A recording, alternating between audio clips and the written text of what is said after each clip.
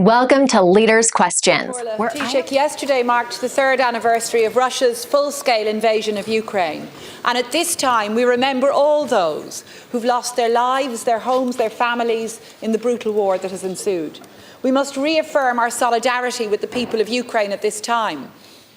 And Taoiseach, on this sad anniversary, US President Trump has joined with Belarus and North Korea at the United Nations, siding with the dictator Vladimir Putin and voting against a resolution condemning Russia's brutal war in Ukraine. A dark day for the United Nations, an extraordinary change of policy for the US. They are turning their backs on European democracies. Taoiseach, while the US goes rogue, at this time we in Ireland must stand firm against despots and against warmongers. And we in Labour have welcomed your commitment to continued solidarity with Ukraine in the face of the Russian aggressor.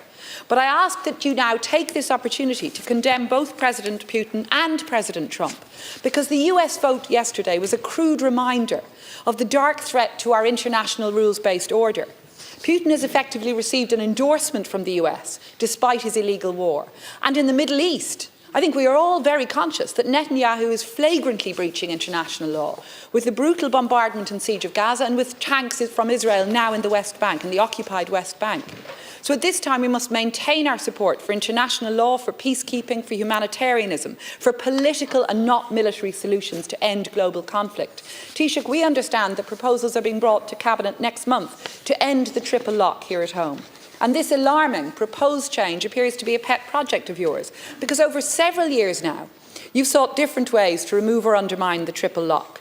And Taoiseach, we're very concerned that ending the triple lock will have an inherent impact on our military neutrality. It would open the door for members of our defence forces to participate in foreign conflicts that lack the protection of the blue beret, that lack the protection of a United Nations mandate, and that would compromise our neutrality. Now, you've denied that was the case in the past, but if that is so, why is this being proposed? Taoiseach, in a changing world, of course we do need to discuss Ireland's defence and security, and we know that military neutrality comes at a cost.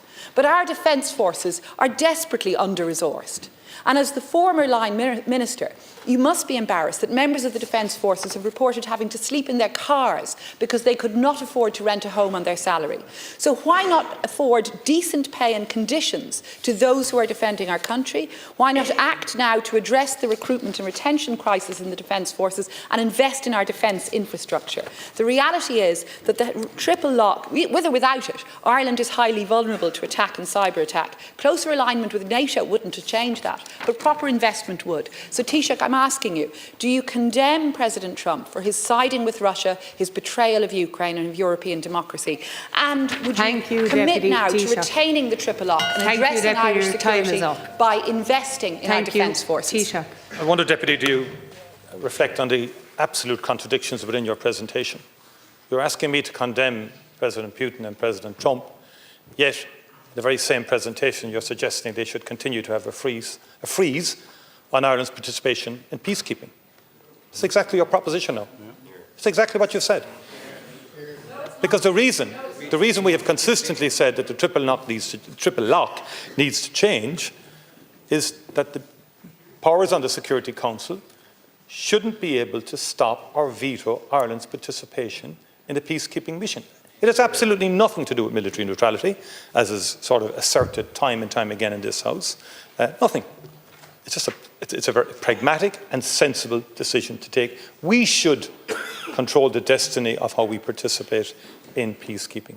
And we should control those decisions in this House and the government of the day. And we have a very honourable tradition of peacekeeping in this country. And I pay tribute to members of the Defence Forces. And over the last number of years, we have significantly increased pay and conditions, which I think was unfair of you not to acknowledge that. Over a year ago now, we introduced, for example, free secondary care for every member of the Defence Forces. We've increased starting pay in the Defence Forces such that it is significantly better now than many starting pay of many other public servants or indeed people in the private sector. And again, I'd invite you to study that. We've significantly increased allowances, such as doubling of the duty, the patrol duty allowance last year, a very significant move in respect of our naval services. And last year, for the first time since 2017, we turned the corner in having a net increase of recruitment into our defence forces. We need much more, of course. And we've invested hugely in barracks, in accommodation, in the naval base, and will continue to invest hugely.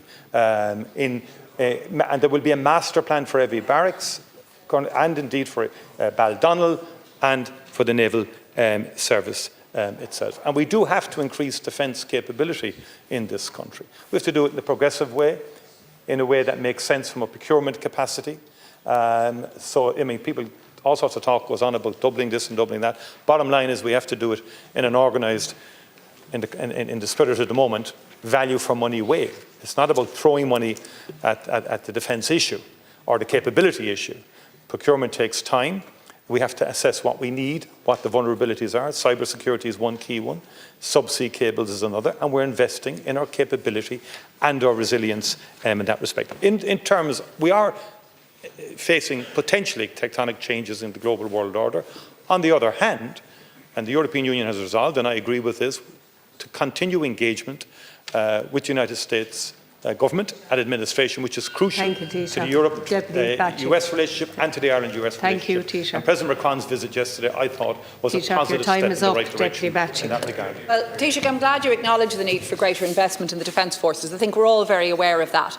But on the triple lock, you continue to say that retaining the requirement for UN mandate leaves us at the mercy of Russia or China having a veto. But you know that the legislation underpinning the triple lock enables a UN mandate to give authorisation from the General Assembly and not the Security Council. You know that. And further, Taoiseach, it may be imperfect, but the UN is the only legitimate international agency capable of authorising multilateral peacekeeping missions in which we would want to see Irish troops serving. It is imperfect. All of us want to see its processes reformed, but nobody, including you, has offered any practical alternative. And I quote you yesterday, speaking at an international conference and saying, for a small country like Ireland, the international rules-based order is ultimately the only basis for our security, and commending Ukraine for fighting to uphold the principles of the UN Charter. The UN represents an international rules-based order. President Trump is intent on breaking up that international rules-based order, and for that he should be condemned by all democratic leaders in Europe, because he's turned his back on us with his vote at the United Nations yesterday. Sorry, first of all, I'm absolutely committed and have articulated the need for a multilateral-based, rules-based order. That is, and the point I was making yesterday is small open economies or small states like Ireland, our ultimate security actually isn't in optimal defence capability, it's in the rules-based order. That is our security, our ultimate security. That is why we support Ukraine, because its territorial integrity was violated, sovereignty, UN Charter breached and violated as well. So there's no equivocation there, and I took the opportunity yesterday to reassert that. Bottom line is, during our time, and by the way, that General Assembly notion is just a notion, doesn't happen. It's always a Security Council resolution that underpins peacekeeping missions. And we had significant challenges during our time on the Security Council in respect even of humanitarian corridors, keeping them open to northwest Syria, keeping them open to Tigray, for humanitarian corridors to get vital aid to people in a war zone. So we got first-hand experience of the challenges of the modern day reality on the Security Council. Deputy Cian O'Callaghan. Like, share, and subscribe, and let us know your thoughts in the comments. We'd love to hear from you.